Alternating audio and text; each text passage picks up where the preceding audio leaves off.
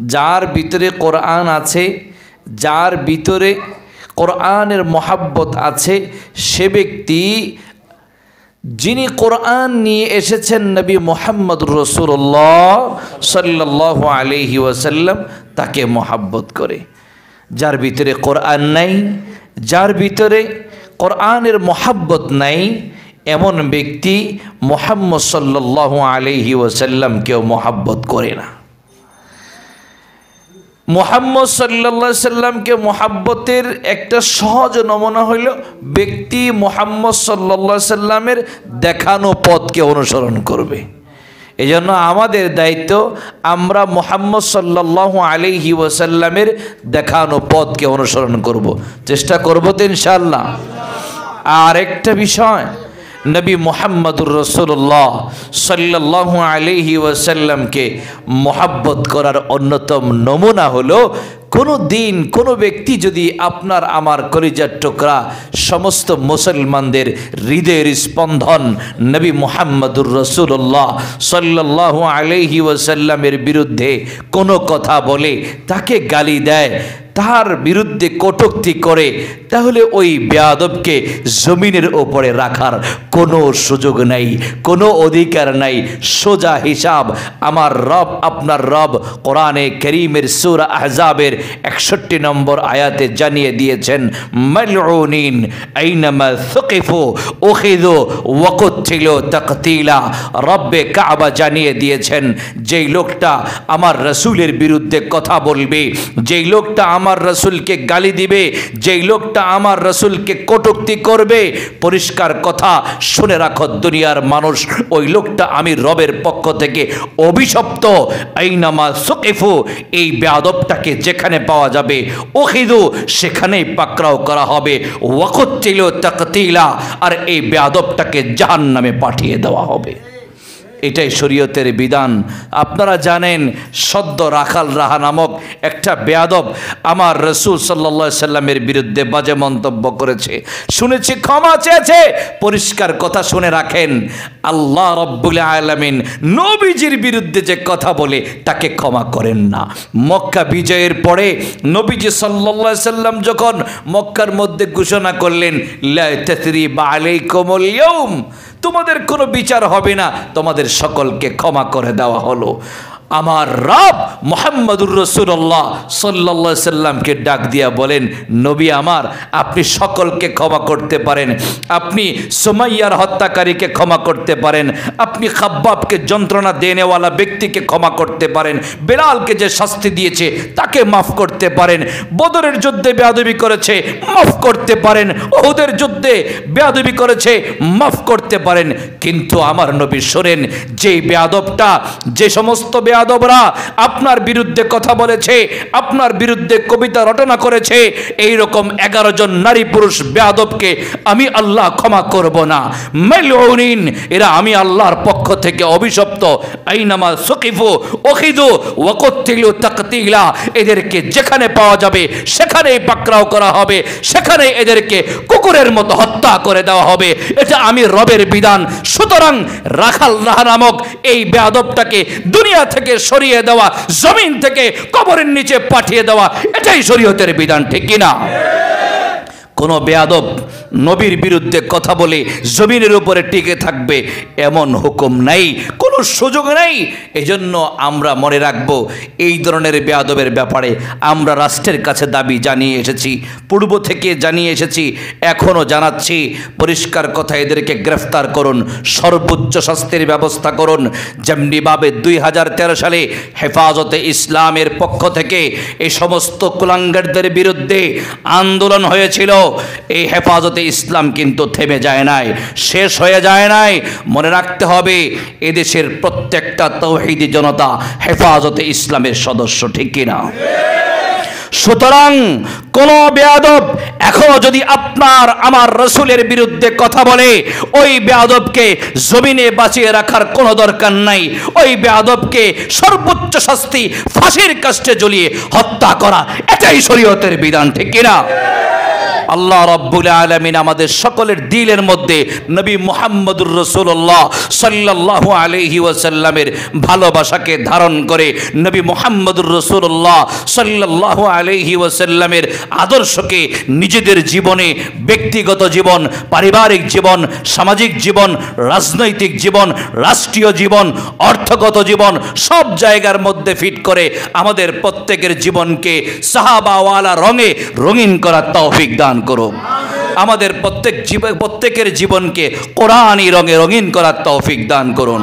ও আমার ভাইয়েরা, যে কথা শেষ কথা সেটা হলো আপনার আমার রসুল মুহাম্মদুর রাসূলুল্লাহ সাল্লাল্লাহু আলাইহি ওয়াসাল্লাম তিনি কোরআন নিয়ে এসেছেন, তিনি রাহমাতুল লিল আলামিন, তিনি কোরআন নিয়ে এসেছেন। এই কোরআন হলো প্রত্যেকটা মুসলমানের জীবনের সংবিধান, ঠিক কিনা? এই কোরআনকে মহাব্বত যদি করতেই হয়, নবীজির আনিত সংবিধান যদি মানতেই হয়, নিঃসন্দেহে কোরআনকে ফলো করতে হবে। আর এই কোরআনকে ফলো করার সহজ রাস্তা হইল এই সমস্ত মাদ্রাসার শিক্ষা ব্যবস্থাপনা চালু রাখা, যারা এই সমস্ত কোরআন শিখায় সে সমস্ত প্রতিষ্ঠানগুলোর পাশে থাকা, তাদেরকে সহযোগিতা করা। পারা যাবে তো ইনশাআল্লাহ? শোনেন, শেষ কথা মুসলিম শরীফের মধ্যে আসছে, কুন আলিমান আও মুতাআল্লিমান আও মুহিব্বান আও মুঈনান ওয়ালা তাকুন খামিসা। নবীজি সাল্লাল্লাহু আলাইহি সাল্লাম বলেন, শোনো শোনো আমার উম্মতেরা, তোমরা হয়তো আলেম হয়ে যাও, অথবা আলেমের ছাত্র হয়ে যাও, অথবা আলেমকে মহাব্বতকারী হয়ে যাও, কমসে কম আলেমকে সহযোগিতাকারী হও। ওয়ালা তাকুন খামিসা, সাবধান সাবধান, 5 নাম্বার হইবা না, ফাতাহলিকু, তাহলে ধ্বংস হয়ে যাইবা।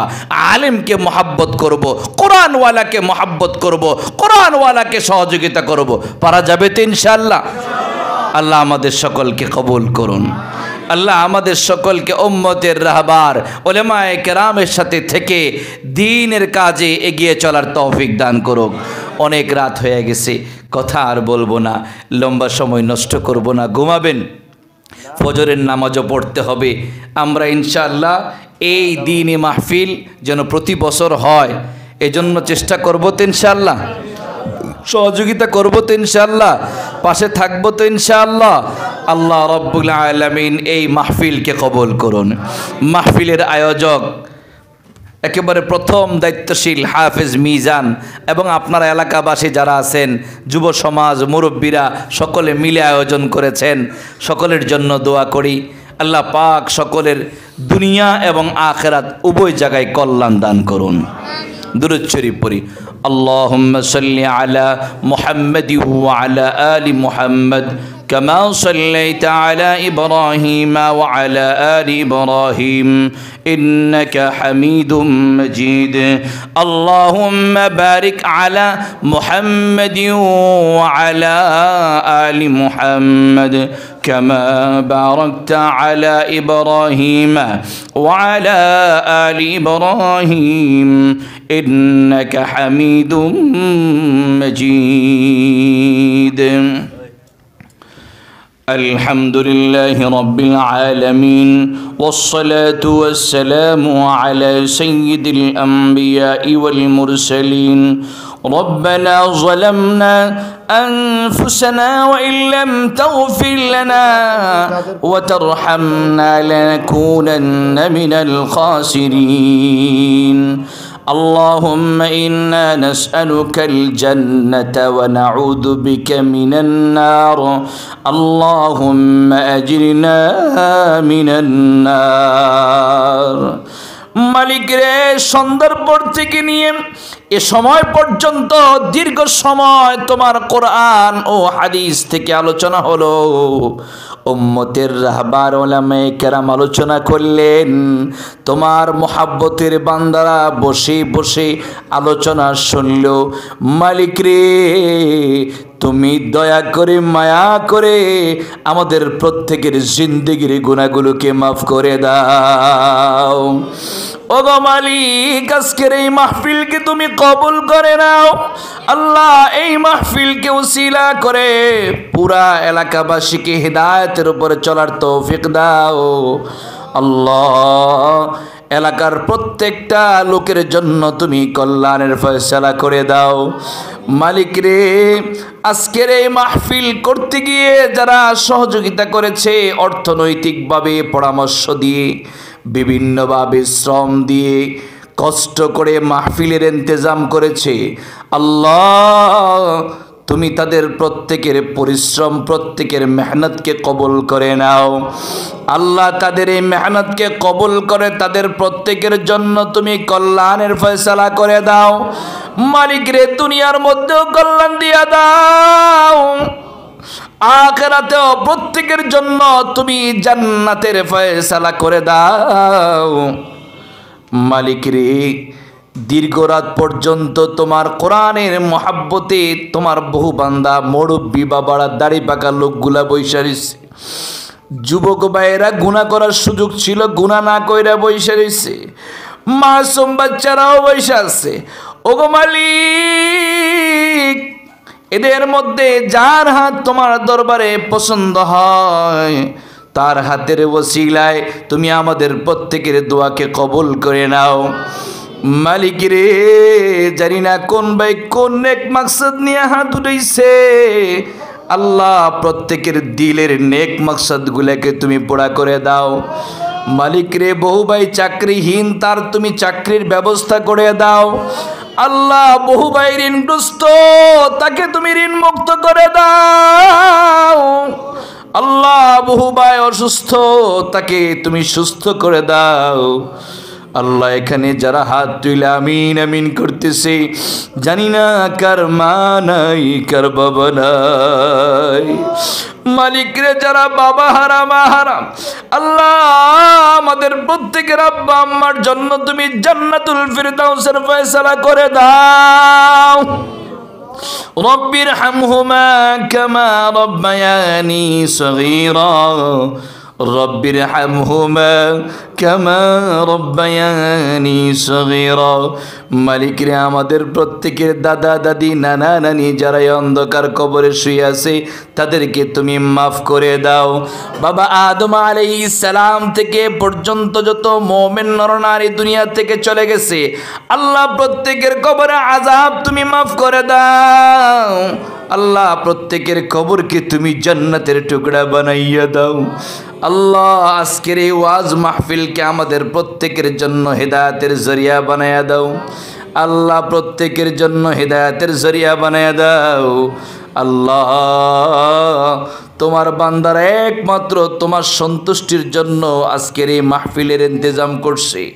এ আল্লাহ, খাস করে যুবক ভাইদের আয়োজন, হাফেজ মিজান মেহনত করে ইন্তজাম করেছে, সাথে সাথে এলাকার কলিজার টুকরা যুবক ভাইয়েরা মেহনত করছে, মুরব্বী বাবারা মেহনত করছে।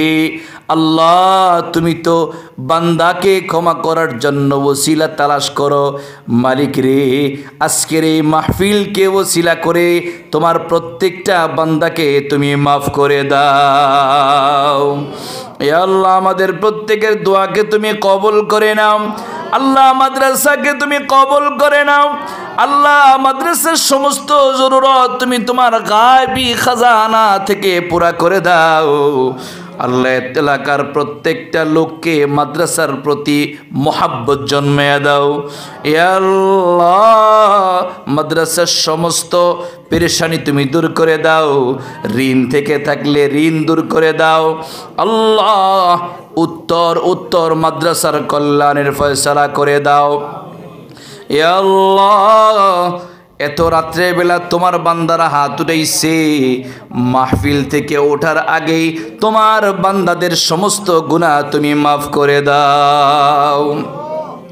সর্বশেষ তোমার কাছে ফরিয়াদ মালিক, দুনিয়ার মায়া ছেড়ে যখন অন্ধকার কবরের অভিমুখী হব, একদিকে আজরাইল আলাইহিস সালাম জানটা কবজ করার জন্য দাঁড়ায় থাকবেন, অন্যদিকে ইবলিস ঈমান হারা করার জন্য ধোঁকা দিবে। মালিক রে, ওই ভয়ানক মুহূর্তে আমাদের প্রত্যেকের জবান দিয়া তোমার সেই মধুর কালেমা জারি করে দিও, লা ইলাহা ইল্লাল্লাহু মুহাম্মাদুর রাসূলুল্লাহ। আল্লাহুম্মা আমিন।